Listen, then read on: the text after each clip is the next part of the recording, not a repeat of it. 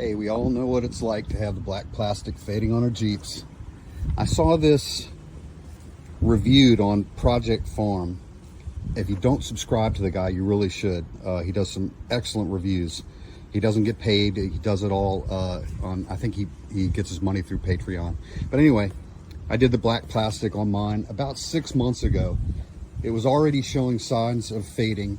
And as you can see, it's still holding up really well.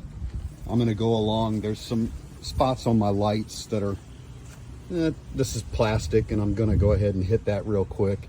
This one you can see is still shiny. This one's getting a little faded, so I'm gonna go ahead and hit it. And anyway, yeah, good stuff. Try it out. I don't get paid, by the way. I don't have an affiliate account with them or anything else, but anyway, good stuff. Make sure everything is clean and dry before applying this.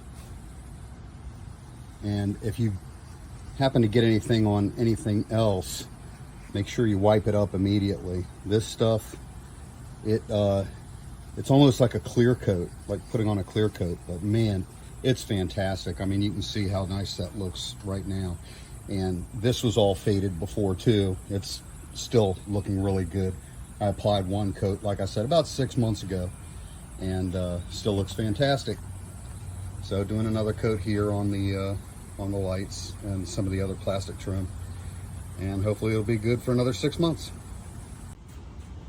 One of these goes a long way, but as you can see, they get dirty even. I don't care how good you clean, especially if you're like me and your Jeep is perpetually dirty. You know, you want to keep turning these over and keeping a clean side out. And it'll take probably 2 of these boxes. If your Jeep is in really bad shape, which mine isn't, I mean, mine's still relatively new, but if you have a lot of fading, it's probably going to take you 2 boxes of these to be realistic. So just to show you the difference, this has already started to fade a little bit. I know it doesn't come out very well in the on the video, but it will stay looking wet like this once I'm done.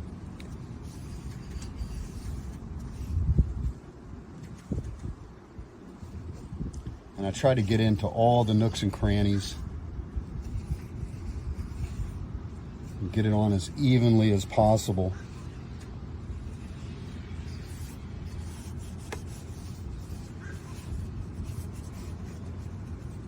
And try to make sure you don't get any onto anything else. And by the way, you're supposed to be wearing protective gloves for this. I'm not. I would definitely recommend doing it. The stuff gets pretty gooey, dries on. Like I said, it's almost like putting a clear coat on. So you're gonna have some major cleanup on your hands if you don't.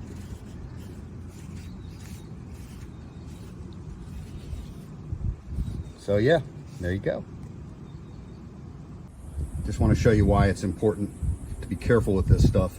As you can see here, this is from 6 months ago. It's still on the steel bumper where I was careless and got it on there. And here on the plastic, it looks nice, of course, but just be careful not to get any over. If you do, make sure you clean it up right away. And that's it, I'm done. Whole process, including going all over it to clean everything first, took me about 20 minutes maybe. And I hit most of the stuff. I didn't hit all the plastic, but I hit a lot of it. And most of it still was looking good from 6 months ago.